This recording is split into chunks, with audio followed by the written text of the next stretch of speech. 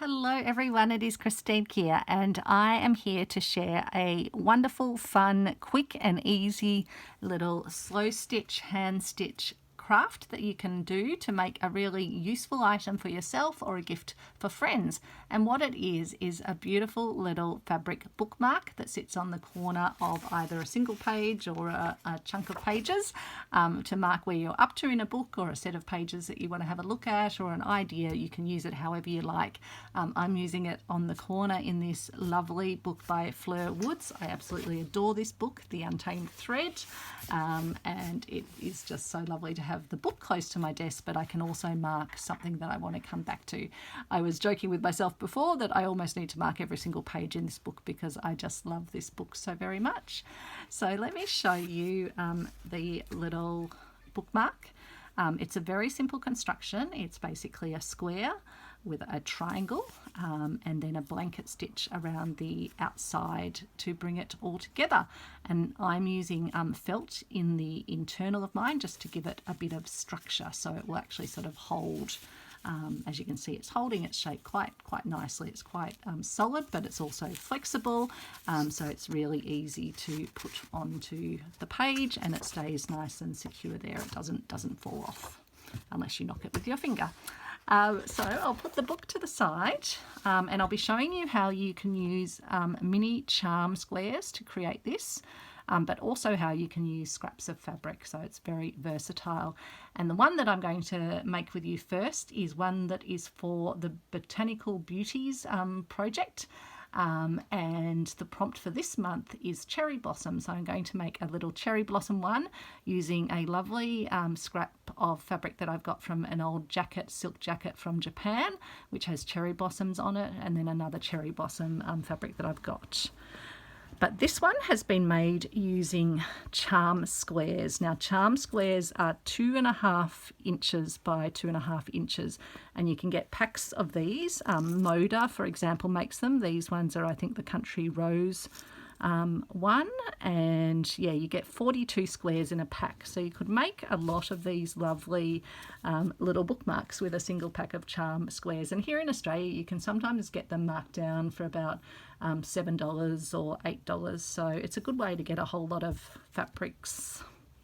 And for those that aren't in the inches, we're talking about just a little bit under 6.5 centimeters square. And so I used the size of the charm squares because that's the first one I made, and then I'll stick with that size for doing my cherry blossom version as well. I'll also be showing you a version with a heart as well. Even if we don't get to do all the stitching, I'll show you how you can apply the stitching from this one to the heart version. So what you're going to need is a piece of felt. I'm using an automotive or sort of industrial type felt. So it's got a bit more stiffness to it. It's got a bit of roughness, but it's going to be fully enclosed. So what I've done is cut myself a square that is the size of this. So the size of the charm squares, 2.5 inches square. And then I also cut a second one and I've cut that into a triangle. So I basically folded it. And then cut down the diagonal. It's good to have a nice pair of sharp fabric scissors to do this. And so yeah, if you're doing the charm, you'll need a piece of fabric for the back, a piece for the front, and then a piece to fold over your triangle. And what I do is I use a little bit of Yoo-hoo glue. I love using it with fabric because it will attach it enough until you get things stitched down, but you can easily remove pieces if they don't kind of get stuck down exactly where you want. So what I do when I'm using the charms is I basically just put some Yoo-hoo glue on, and then I stick one bit of fabric on that side, stick one bit of fabric on the back, and then that's set aside to let it set. And then I get another charm square, and what I've done with this triangle is just snipped off the very furthest edges, just so they're not sort of too pointy when we come to do the folding. And then fold this over again using some Yoo-hoo glue to secure it. if you need to trim it at all, but generally you'll be able to line it up just so. In fact, no, this would probably just need a slight bit of trimming because it's just a tiny bit too big. So you can just trim a smidgeroo of the felt off.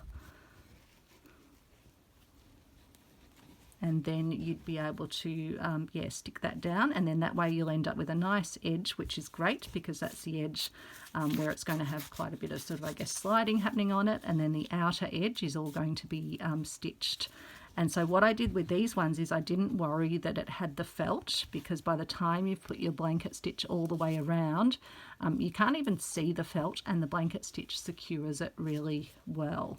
So if you're using the charm squares, that's what you do. So you're basically having the raw edges of the charm squares being the edges, and then you would follow the process that you'll get to see me do of the blanket stitch for the outside. But let's move on to our cherry blossom. And what I'm using for one bit of it is this beautiful fabric from Japan, which was an old jacket, which has now been deconstructed because it got worn out. And it's got these beautiful little cherry blossom blooms here. But it's quite, I think it's a pure silk, but it might have a bit of synthetic in it as well, I'm not sure. But it does tend to be a bit more sort of frayy. So what I needed to do on this fabric, I still started with my square of felt, but then I cut a larger area around it and then folded the edges over to make my piece. And I did that first, and then the other fabric was solid enough that I was able to just cut out a piece of that. So for example, let's say this is the other fabric. I just sat and glued this where I wanted it. So say I wanted the back to have this one here. Let's do that in fact. So at this point I would put my glue on here. Don't actually need that much, but that's okay, won't cause any problems. Work out which way you want it up and where you want your sort of bloom to be. I just make it straight because this fabric has some lines on it. And then I would proceed to trim around.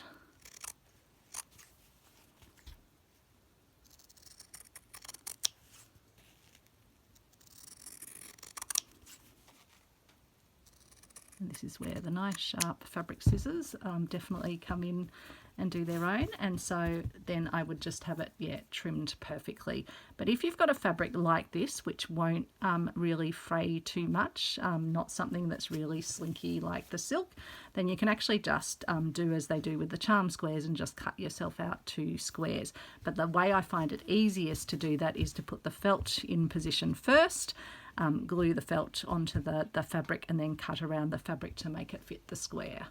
And if you do that on one side first and then do it on the other side, it's pretty straightforward. So once you've got your little square, and then likewise with the triangle, I'll do it for you. You again would take your fabric scrap. I'll put the glue on my triangle of felt, work out where I want it to be. So let's say we have it here. Stick it down, and then I'll just need to make sure it does go up. Good-o. I'll cut here and here. And then I'll put my glue on the triangle again. I'm careful not to get it on my mat. Should be using my piece of paper, but I'm not, am I? And then fold it over, press it down.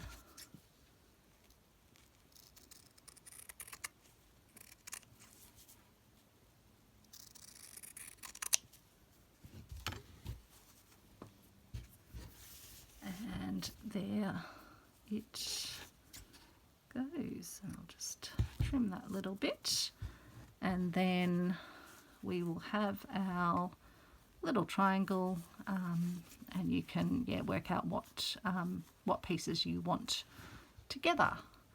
So that's how you get your sort of fabric ready. So it's pretty fast. I pre-did these too, so I used that silky fabric on the back, and that's where I folded the silky fabric over the piece of felt, and then I stuck this piece on the front. And what I'm thinking, I could either do it so that I have the two like fabrics at the front. I quite like that, and then I'd have this one on the back, which I like as well, or I could have this with this on the back, but I think I'll go for these two. I kind of like, they're almost like a little mirror image here on the diagonal, so we'll go with that one. So I'm going to select myself a nice thread from my variegated threads. I've got my jar of gorgeous hand Inktense variegated threads. Going to unwind some, and then we're going to start the process of stitching. So I hope you're all having a great day or a great evening. I have so many ideas bubbling around my head at the moment for projects.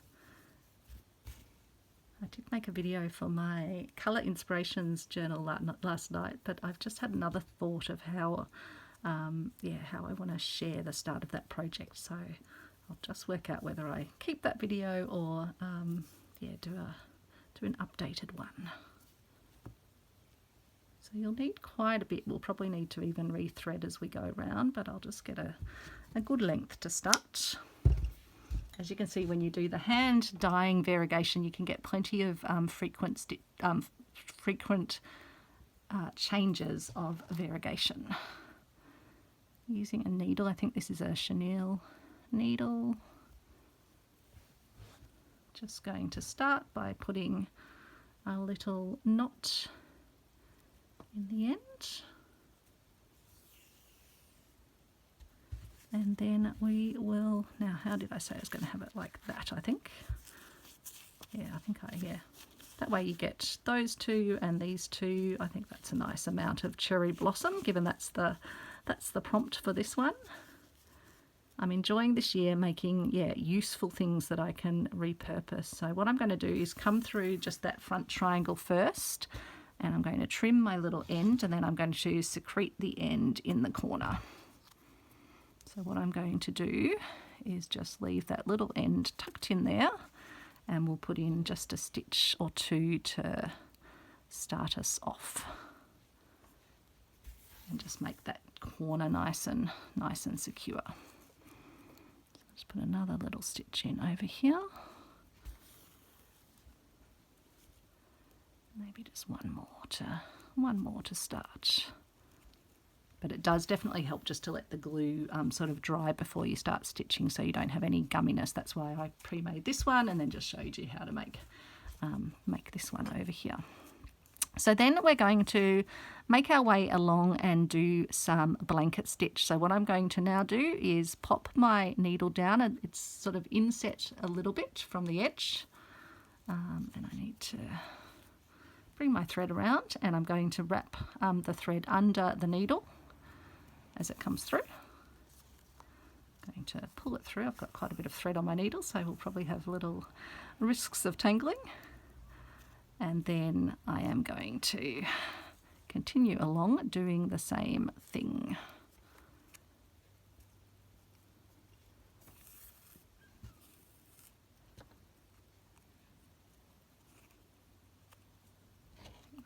Hang on, just make sure that one, that's okay, that one's just pulling across a little bit, but that'll be fine.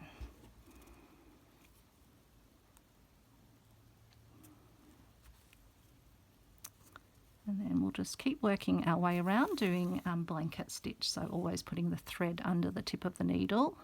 You could either do this with the needle coming up or going down through. I like coming from the top because then I can see where the stitch is being positioned on the top. and you're just holding your two edges together so that they get nicely held in place. And always putting the thread under the needle so that you get your little blanket stitch sort of loopy bit. And you could do a whole lot of other stitching on it. I was thinking, yeah, you could put beads and things, but the problem with beads, or if you add too much texture to these, is they'll sort of scrape against the pages or leave indents. But if we get time on the heart one, we could just do a little bit of slow stitching sort of onto it, decorative stitching. But this one's quite decorated anyway because it's got the beautiful gold embossing on the fabric. So nice to be using these treasured little fabrics. I actually had them in a container because I've been planning a little project inspired by places I've travelled around the world, but it's good to pull them out and use them as ideas and inspiration comes. Just loving this variegated thread. It makes me so happy to have all these gorgeous colours emerging.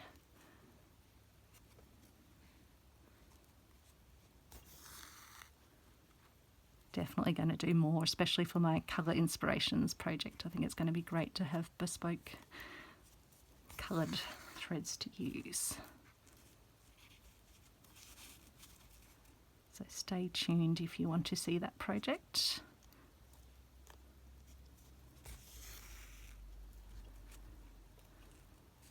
That's being hosted by the wonderful Annie Claxton from Auntie Farty Annie. The Botanical Beauties is being hosted by Tia and by, sorry, my phone just went ding, by Susanna and by Corinne.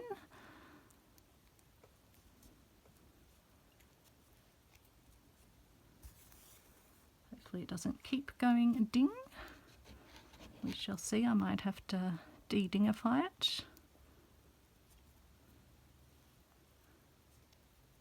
That's why usually I have it on Do Not Disturb, because otherwise you get dings and pings. At the corner where we're up to, what I'll do is I'll just put an extra little stitch in just to make the corner nice and secure. So I'll put a little blanket stitch that goes right to the corner, and then we can continue our way around. I'll also make sure I'm staying on the straight.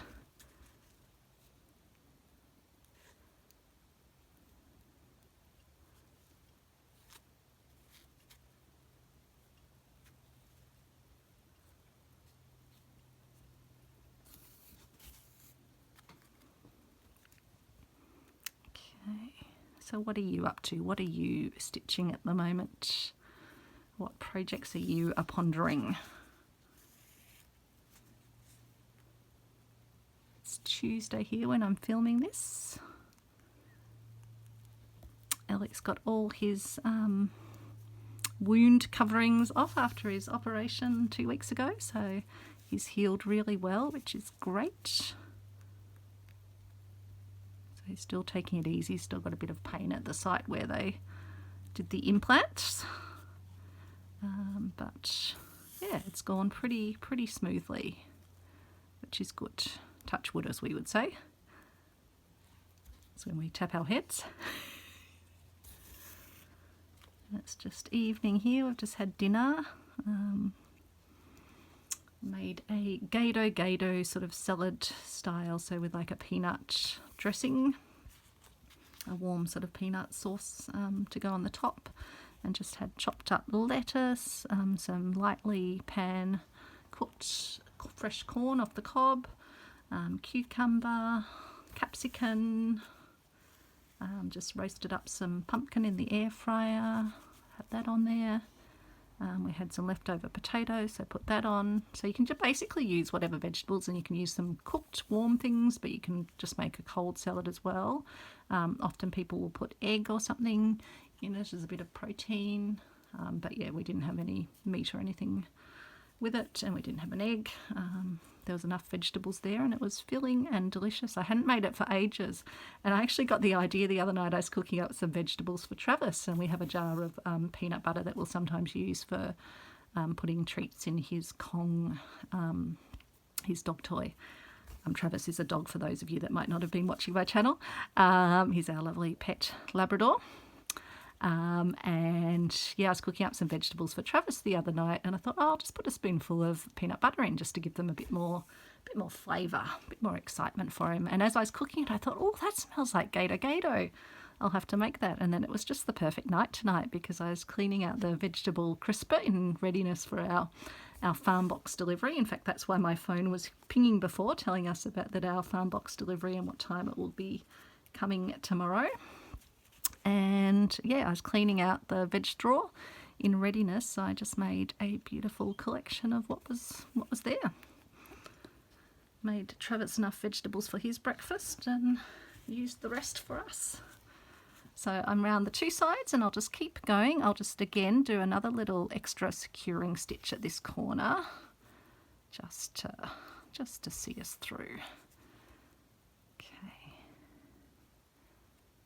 and then we can just come on over and continue the process of looping the thread under the needle. Oops.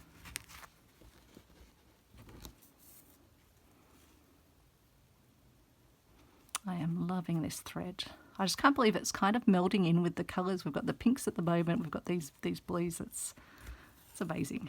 I made it before I thought of the project, and yet I've still got threads to work with, but there's definitely going to be more intense thread painting in my future, just like my covered buttons and my Ort beads. They're all new additions. But it's just so lovely being able to make beautiful things yourself that are totally bespoke, and they will absolutely make beautiful, wonderful gifts for folks as well. And just how special to get a thread dyed or coloured that's unique to you. No one else has one that's exactly the same. One of my commenters said they'd had problems with residue coming off their threads, but I'm literally getting nothing coming off mine. So, yeah, don't know. I think the intense visit is so pigmented, you don't need a lot of it. So maybe just, using a bit less might work. I'm not sure. But I'll certainly let you know if I encounter any issues with this. But so far it's been lovely to stitch with.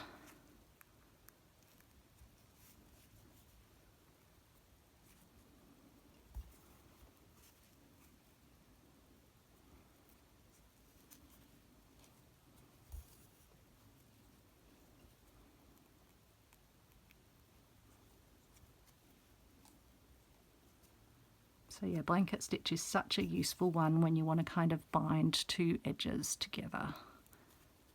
It's really great for an application like this.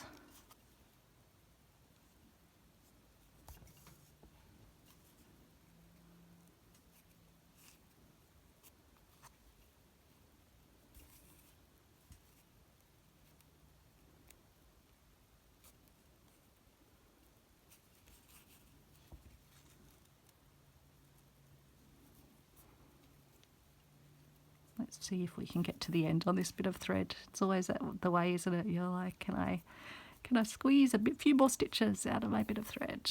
Hope so.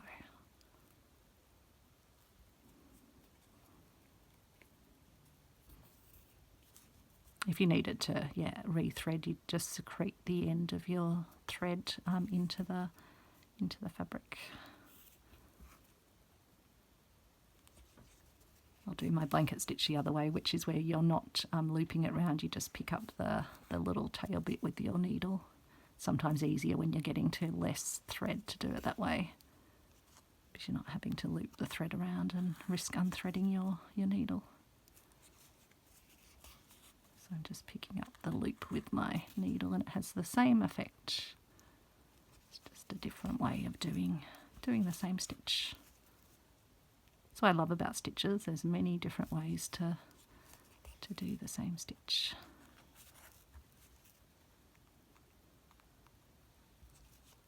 Because by now it'd be too hard to be winding the thread around. I think we're just going to be able to make it, I hope.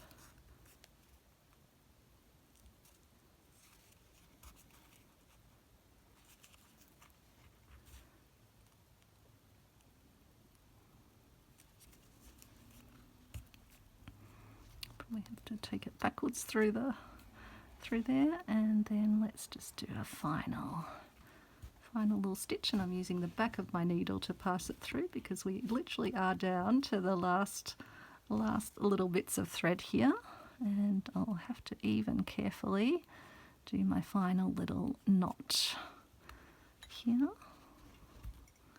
Let's make a little knot by passing the needle back through here, and then I will secrete the end of the thread. So I'm leaving the needle threaded and I'm passing my needle back down along this row sort of in between where the seam is. I'm then going to push my needle in to the point that I've still got the thread in the end of it. I'm going to trim off the thread so that then as I pull my needle in and through, it's going to pull the end of the thread in and secrete the end of the thread in that little seam, so I won't have any threads visible. And you can see how neatly it has made the inside of it, and you can see how the outside is fully bound with the beautiful variegated thread. So I am very happy with that. I think that's going to look absolutely delightful. How well does that go with the book? So that's the little cherry blossom bookmark. So that's one done, and even with me dealing with pinging phones and explaining all the things, that's probably about a 15-minute, maybe a 20-minute process. I know I've taken 26 minutes, but that was explaining everything. So a lovely little lovely little gift, just joyous. And that's why I don't think you really need too much other stitching on it, because it's already got this lovely little slow stitching edging piece. And that will keep really well because you've not got a raw edge there. So now I'm going to show you a version of this bookmark, but with a lovely little heart. So again, you're going to need a piece of square felt, but you're also going to need a heart-shaped bit of felt. So what I do is cut out a square of paper to the size that I want my square to be, fold it in half, and then I make myself a little heart shape.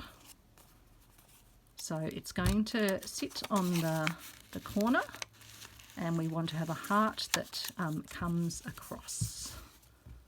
So I'm going to cut it something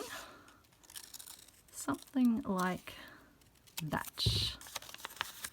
So it's going to be sitting on the corner, and you're going to have your little heart coming across. I think because I've cut my paper slightly larger, I'm just going to take it a little bit further off, like that. And that will then be lovely, and you can even round it a bit more if you want, just at the corner to get the effect that you want. But something along those lines. And then it's a similar process to what we did before. Rather than using the triangle, you would then cut out your piece of felt, which we can do.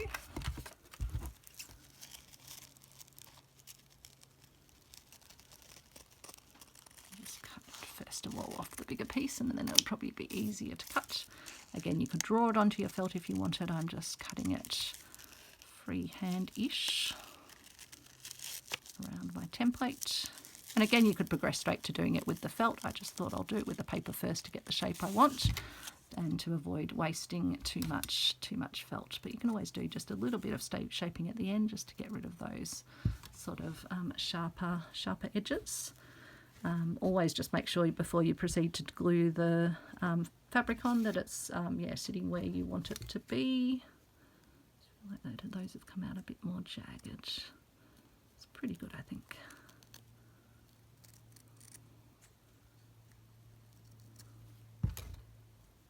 Even sort of looks a little bit lopsided, so I'll just neaten it up a little bit.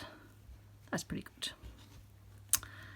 So again, I would select what fabric I want to have for the heart, and I would just glue my heart onto the fabric and then cut around it. And I do the same on the other side. We can do it actually. I won't just say it, I will do it. Doing is much better. Show it all. Now what fabric do I want?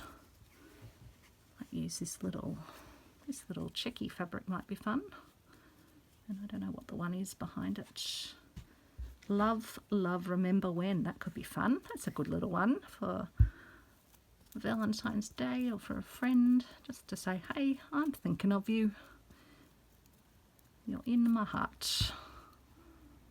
Again, I'll try and get my glue to go right out to the edges, just because that helps stop the fabric fraying as well.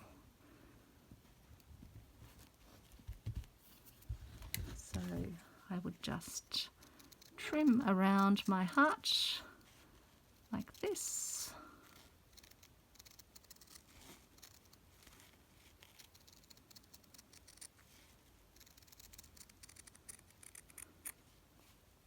Get that one, keep these lovely little bits, they can be definitely reused. And then on the other side I would repeat the process. Put the glue on.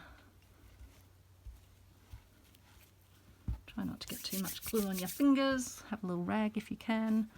Lay your fabric down so you can line it up.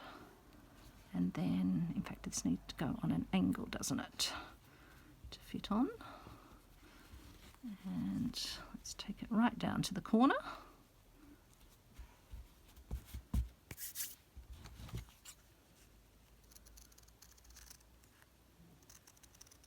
And then we will take it around like this.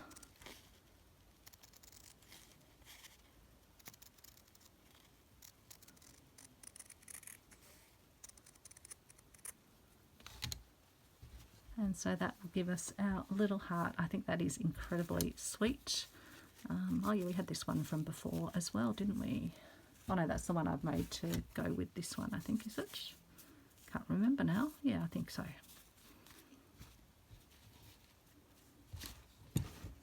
But yeah, this will definitely be put to good use.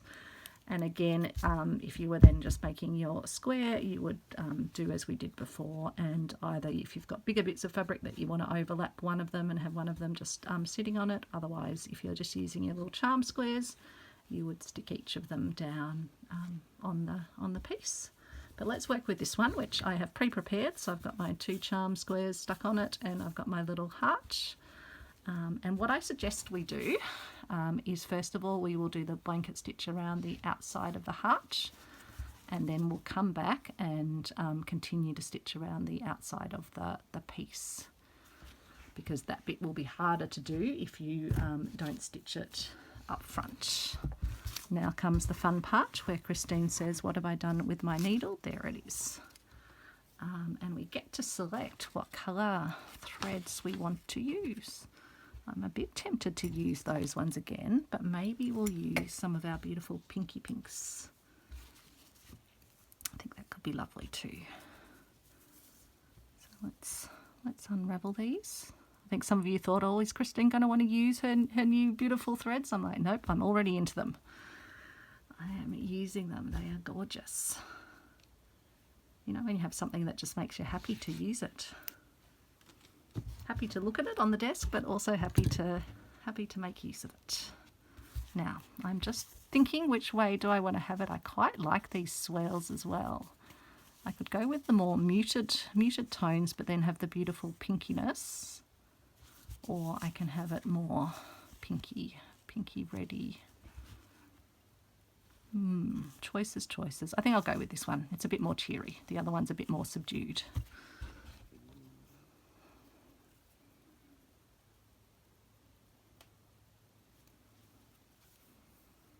So again, we'll just thread our needle.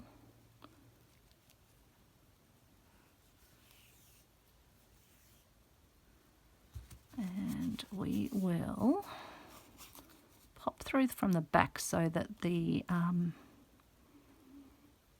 thread sort of gets hidden away on the back. We might just put in a little holding stitch. Sorry if I just went off camera there. Just having a look at it. Start with a little stitch through, just to hold the ends sort of under. Oh, we're getting stuck on, I think I'm trying to go through the knot, which probably won't work very well, Christine. So let's maybe just rejigger that particular part of the process. Oh my goodness, Christine. There we go. Let's just try again. I've made a little endy bit, so I'm just going to trim off that little frayed bit that I've created by wrestling with the thread, and then this time I'm not going to try and go all the way through the notch. I'm just going to go next to the notch and just anchor it down with this little loop. Great, and then we can just proceed along doing our blanket stitch, so going this way, but again we're always putting the this way, putting the thread under the needle. So again, going through, thread under the needle.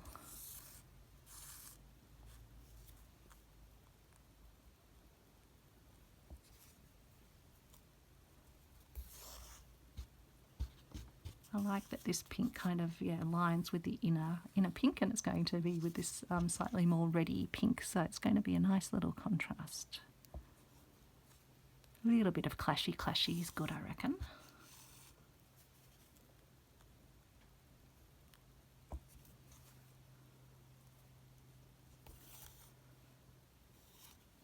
Oops.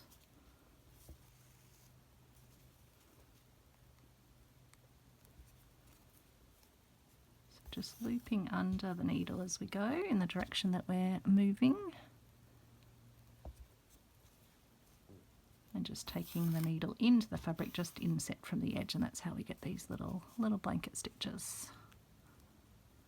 Named because it used to be used on the edge of blankets, because it is such a good edging stitch. It can also be used as a decorative stitch here. It's sort of performing dual purpose. It's adding that nice little hand stitch detail. Because I've seen people make something similar to this, but they make it on the sewing machine and they turn it inside out. But this is I haven't seen anyone else doing this, this little hand stitched version of it. Whenever I have the choice to hand stitch, I will always do it. I don't even have a sewing machine, but hand stitching definitely is the thing that appeals to me. Mum said to me, "Oh, do you want a sewing machine?" And I'm like, nope. Happy with hand stitching.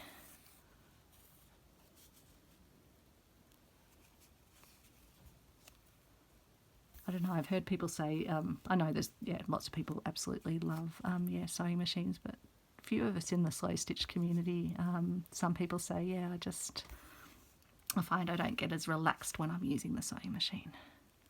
For me, there is something just so relaxing and tactile, and something that says that it's absolutely fine, and in fact it's encouraged to be imperfect with what we do here, to just let ourselves stitch and not hold ourselves to ridiculous standards of precision, because we are not a machine or a factory.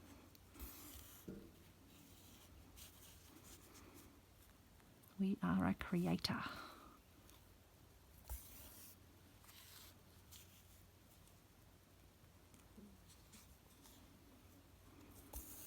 So once you get going with blanket stitch, it's such a lovely little stitch, and the great thing is, even though we won't be able to see the back of it here, it creates a beautiful finish both on the back and on the front of your stitchery.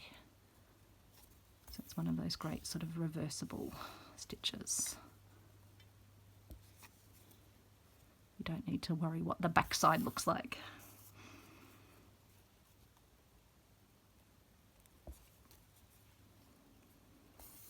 So really the sky's the limit with what sort of shapes you could make. You just want them to have that sort of that bottom section where you join it onto the other piece, but you could make all sorts of things. So let me know in the comments if you've got an idea for something different you would make in terms of a shape, or if you're going to make one of these, or maybe one of each or a few of each to give as little gifts or use yourself. I think I'll definitely be making some to pop in my little happy mails or little stitchy cards to friends. You could even put a piece of paper in them printed with "use me as a bookmark" if you were sending it to someone and you were worried they wouldn't know what it was meant to be for. or you could just slip it on the corner of a card, and I'm sure they would work out its use. Okay, so I think we're now round to the point where, which way up does our back go? Our back goes that way up, so I think we'll put our little heart like this. Oh, we've still got probably another couple of stitches to do before we're joining up.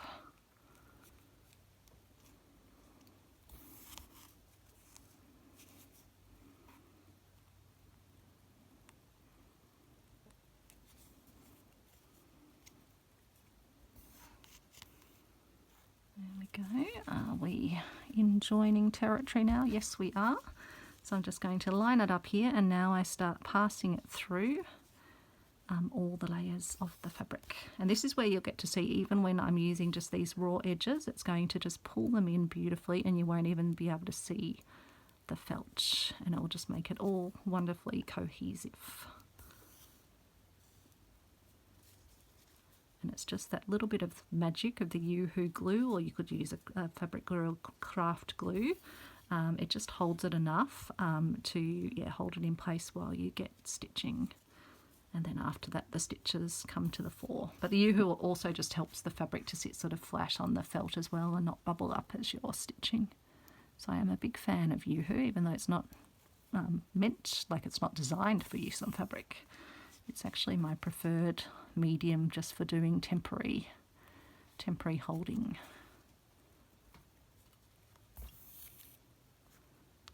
I love to use it when I'm doing sort of fabric collage, because I can just, rather than having pins that jab me and make me very make me cross when they jab me, I can just hold things in place with the Yoo-hoo. Just keep working our way around. I won't keep you beyond the hour mark. I think that's long enough for a video, but let's see if we can get round in the hour.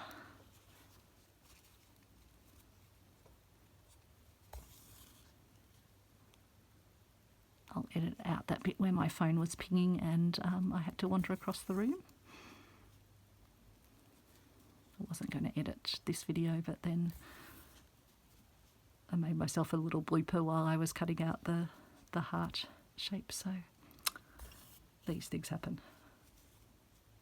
Sometimes you're just sort of on autopilot, aren't you? Which is all right when you're just in your craft room alone, but when you're giving some instruction, you've got to get it right. Oops, I didn't loop my thread around, but I'll just do my process of picking up the thread instead, which works just as well.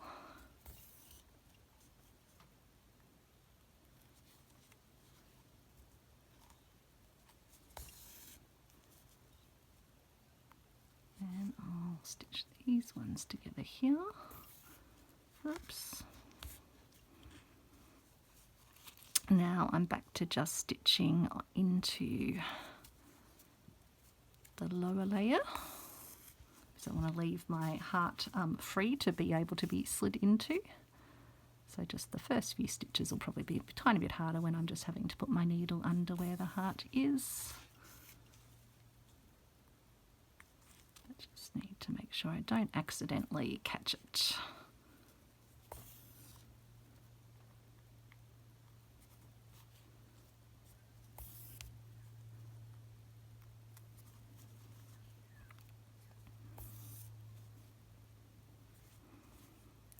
Okay.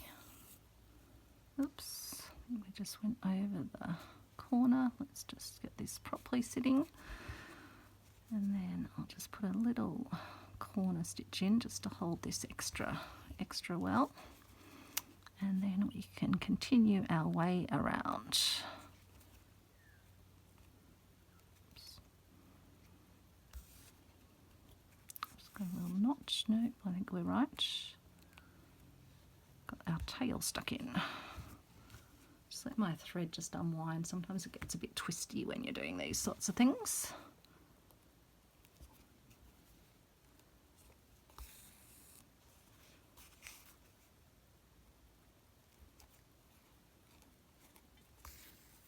So just holding my heart up with my holding the heart up with my fingers.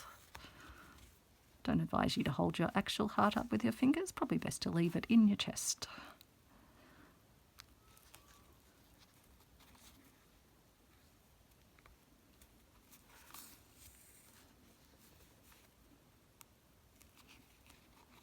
Alex now has his heart monitoring machine that monitors what his defibrillator is doing in his chest.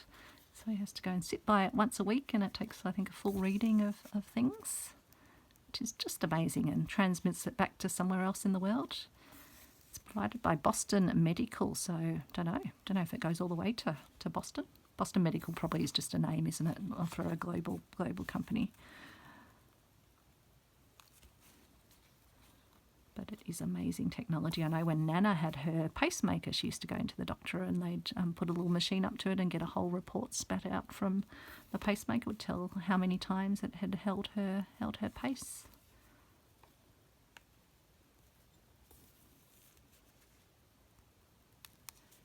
Amazing, amazing, amazing. So many advances being made.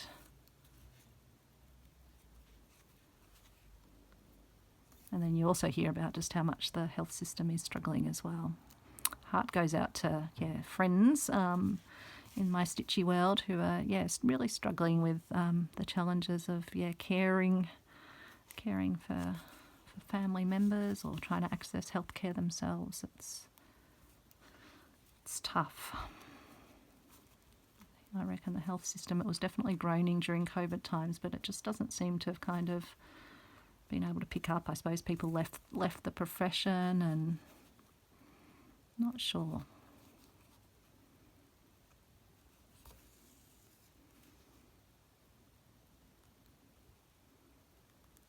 Might revert to my other technique of just picking up my threads rather than wrapping it around now that I'm getting to less thread. I just find that an easier way to do my blanket stitch when the thread is running lower. Don't know if it's quicker.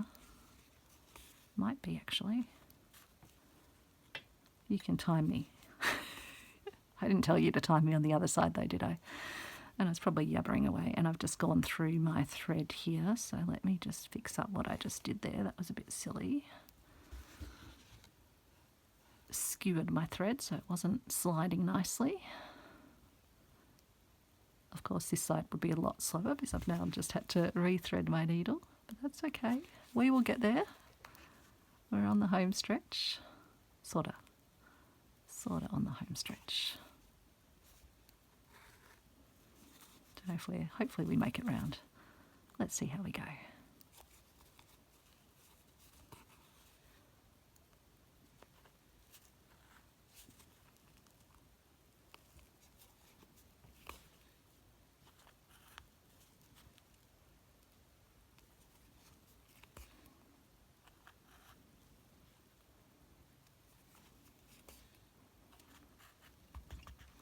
Pull my tail, well, to pull the tail of my thread, again not pulling my tail, I don't have a tail.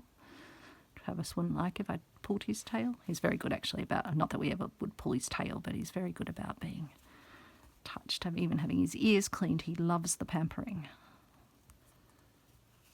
We were told early on, make sure you're always sort of touching ears, touching toenails, etc., and then that way they won't be fearful when vets and other things need to attend to them. So he's a very touchy-feely dog though, so I probably should have a tiny bit more. So I might be able to get one more last stitch in over here. Let's see.